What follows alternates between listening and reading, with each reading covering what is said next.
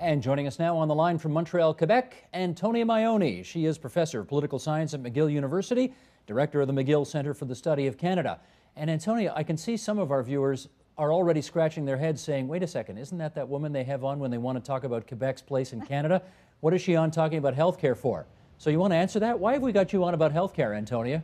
Well, actually, my day job, Steve, is studying healthcare systems in Canada and other countries such as the United States. And that is the answer, of course. Okay, to that end, many Canadians, I suspect, think that America has one private, market-based healthcare system. Is that true? In a sense, yes and no.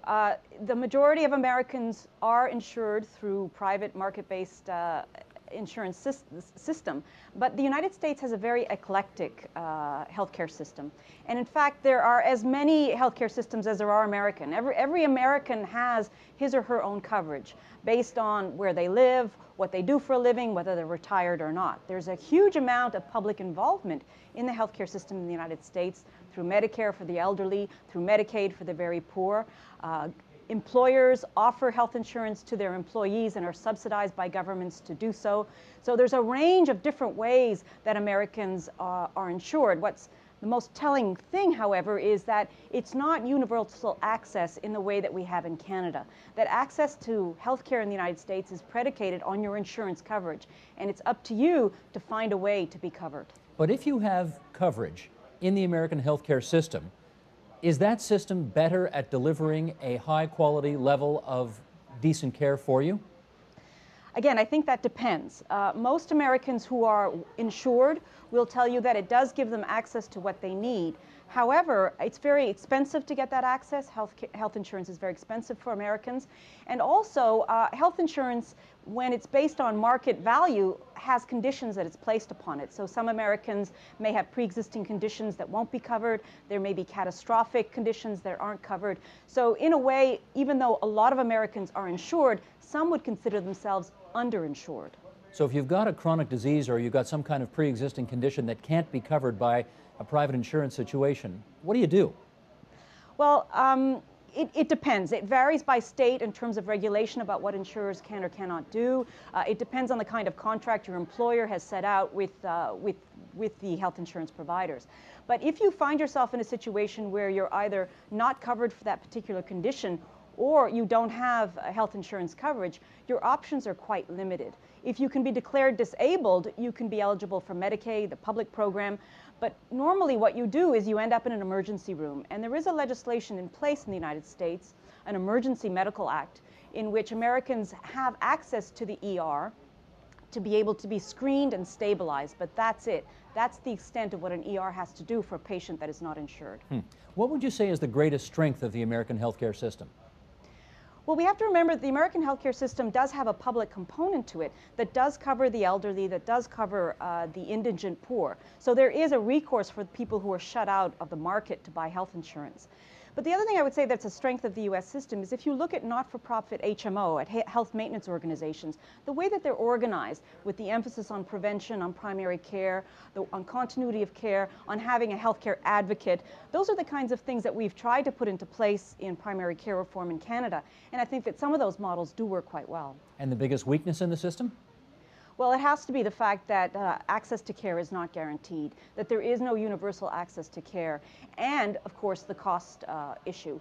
Even though the United States government is involved in many health insurance programs, the cost is enormous. The cost is enormous to the government, the cost is enormous to taxpayers, and also the cost of health care in the United States is stratospheric if we compare it to other industrialized countries like Canada. We're going to show some numbers on that in a second, but let me just pick up on those points you just raised. In terms of access to care, you've already told us that if you're indigent, you're covered by the state. If you're over 65, you're covered by the state. If you can afford private health insurance, you're covered. That must comprise the vast majority of Americans, no? It's about 30%. So about a third of Americans are in some way covered, if you will, through government-sponsored or government-financed programs. But a lot of them are subsidized also through their employers, because employers have an incentive, if you will, to cover their employees because they know they can get a tax break for being able to do that. The problem is in a situation like today, in which unemployment rates are rising, in which more and more people are afraid of losing their job or of getting to part-time status, which is normally not covered, that's the issue for a lot of Americans these days, because when you lose your job, you can also lose your health insurance coverage. Well, this is a thing we hear all the time. There's somewhere between 40 and 50 million Americans who don't have health insurance coverage. That sounds like a catastrophe if you can't or don't have it. Is it in fact the case? I think most people would say yes. That's an enormous, we're talking about tens of millions of people who have no health insurance coverage, who may be delaying seeing a doctor or getting adequate care, who may be going to emergency rooms and forcing hospitals to give them the worst kind of care for the things that they have, because they will probably be more expensive than having been treated in another kind of area of the healthcare system. And it's also enormously costly for hospitals and for everyone else who is covered. So there's the social costs of the person who's uninsured, the fact that they may be delaying treatment or not getting proper kind of treatment, but there's also the actual cost to the hospital, to other people who are duly insured. And both of those things are seen as a drag on U.S. productivity and the economy. Okay, but one of the things we also hear is that if, for example, and this example works probably better when it's not the Great Recession we're in right now, but if you've left one job and you're waiting to start another new job, let's say in 2 or 3 weeks' time, you technically are without insurance coverage at that moment for those 2 or 3 weeks. And the system therefore counts you as being uninsured when in fact you will be again in 2 or 3 weeks' time. Is that a factor here? That's right. That 40 to 50 million estimate is about anyone who is uninsured for a period of time during a year. So it can be people who are between jobs. But people between jobs may still need to get seen by a doctor, may still need to have some kind of medical treatment. In the United States, there is a law, another law in place, which allows, if you lose your job, you can try to retain your health insurance coverage. Your employer may be obligated to let you pay into health insurance to be able to be covered until you get a new job. But you still have to keep on paying those premiums. There's a group called the American Center for Progress, which says that between the years 2007 and 2009, there was a 13% increase in the number of Americans without health insurance. That's a pretty big jump over a relatively short space of time. Any idea what would have caused that jump? Well, I would guess that it has to do with economic conditions, with more and more people either being uninsured or falling into part-time employment. And part-time employees are not covered to the same extent as full-time employees.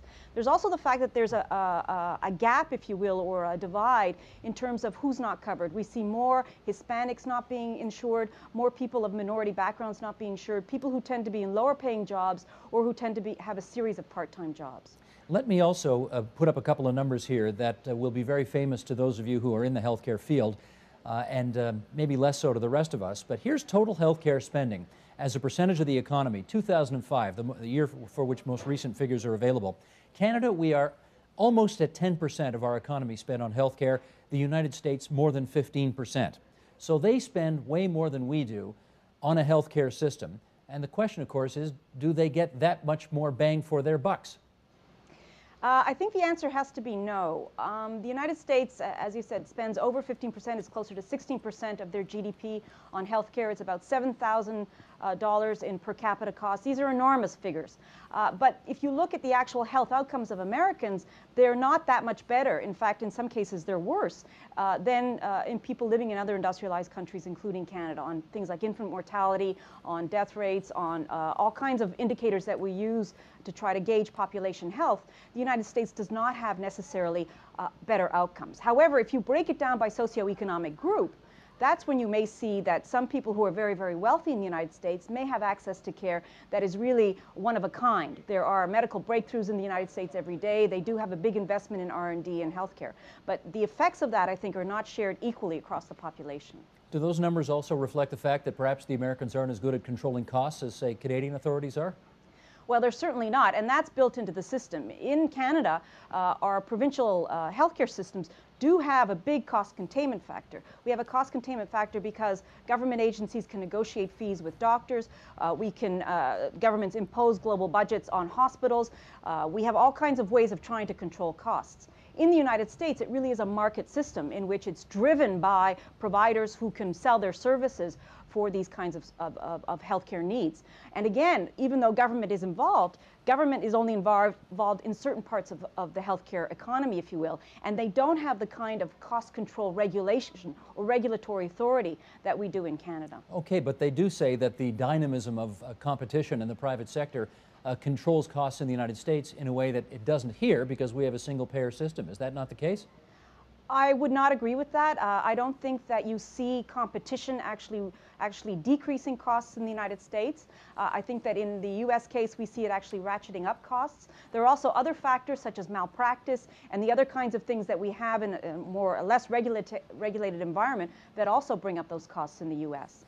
Let me bring up another chart here that I want to share with our viewers, and this is on how medical resources are allocated in Canada versus the United States, and these are per million people figures here. And if you look at the American situation, they've got 2,400 physicians per million people. We only have 2,100. They have 10,500 nurses per million people. We only have 8,800. MRI machines, they're at 26.5, we're at 6.2.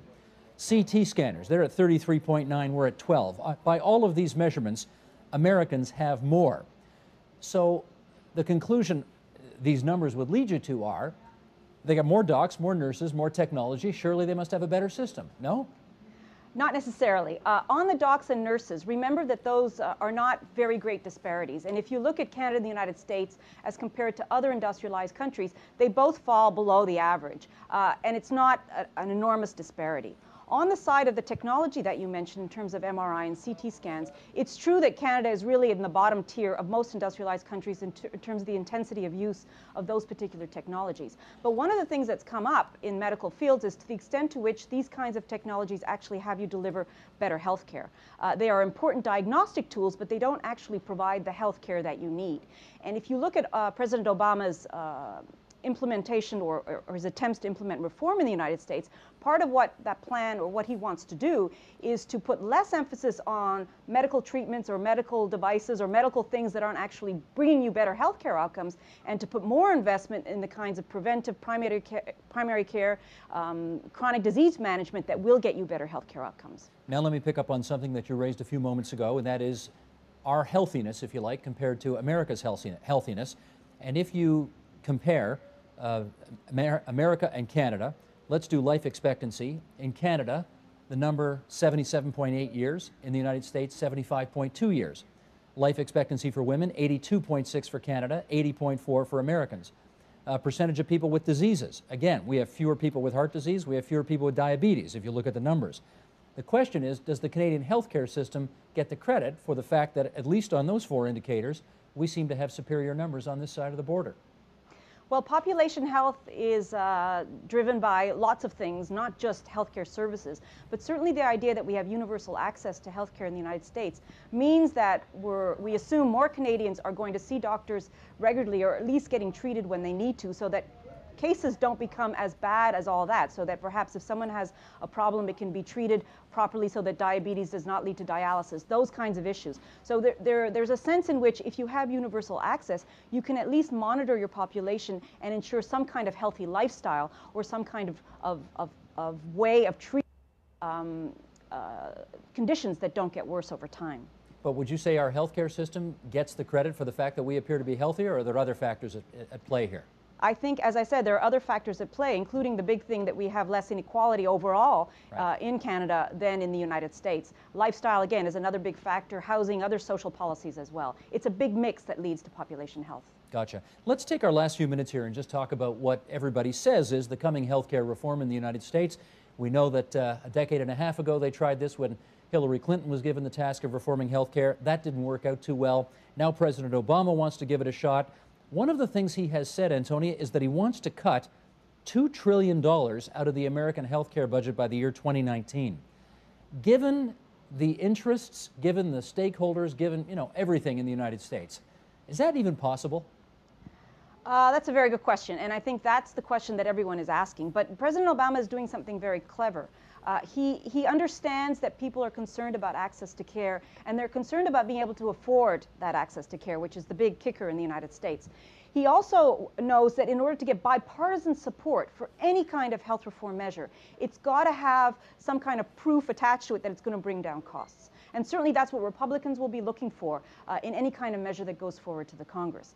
But President Obama has said that that money will be saved, if you will, in trying to make the healthcare system more efficient, in trying to reduce waste, in trying to get rid of treatments that don't work, in trying to put more emphasis on primary and preventive care, and in trying to bring down administrative waste, which accounts for a huge amount of money in the healthcare system. Take your health analyst's hat off for a second, put on your political scientist's hat for a second. Why does he need bipartisan support on this? He's probably got 60 votes in the Senate, which is enough to override a filibuster. He's got a majority in the House, and he's the president. The Democrats can put through whatever the heck they want. If it were that easy, it's certainly not that easy. We've seen time and time again in U.S. history that even with a Democratic president, a Democratic administration, and a Democratic Congress, it does not necessarily mean that you get health reform passed. And the reason is that the Democrats are also divided on health reform. There is not a complete consensus among the Democratic caucus about what to do in health reform. Certainly the kinds of stakeholders that we see, as you mentioned, people like the insurance industry, the pharmaceutical industry, are not about to let President Obama do exactly what he wants in healthcare. They want to have a seat at the table. They want to be able to push what they think are proper reforms. So that's why they can lobby individual members of Congress.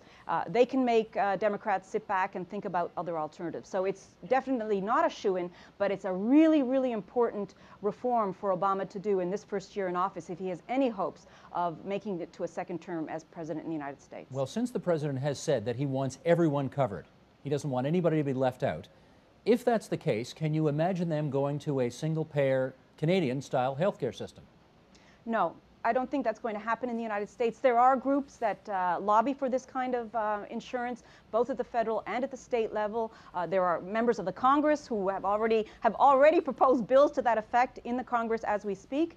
But I don't think it will happen. And one of the reasons is that the United States does not have a tradition, does not have the institutions that will be able to support that kind of a single payer. You can get to universal access other ways. We've seen that in European healthcare systems. One of the things that President Obama has said is that he doesn't want to force people. He doesn't want to mandate coverage the way Hillary Clinton was prepared to do, not only in 1992 when she was First Lady, but even last year when she was on the primary hustings. What he wants to do is to say that we should have a public insurance system or scheme available for people who would rather do that than pay for private insurance. Okay, we got a minute left here, so let's do 30 seconds on what they can learn from us and 30 seconds on what we can learn from them. Let's start with one thing the American healthcare system could learn from the Canadian example. Universal access is key. I think I've said that and I'll repeat it again. The fact that everyone has to be covered and everyone has to play, if you will, in the system. So you have to get all the partners on board and you have to get everyone paying in terms of their taxes, both corporate and individual. And what's one thing Canadian health reformers could learn from the American system? Well, I think they should learn that there's a lot of divisions in the population about what to do in healthcare reform, and that we shouldn't take the Canadian healthcare system for granted, and that there are some lessons to be learned from not-for-profit HMOs in the way they organize their healthcare systems and the way people have access to frontline services. Okay. Antonia, it was good to talk to you about something other than Quebec for a change. Thanks so much for coming on TVO tonight. Thank you, Steve.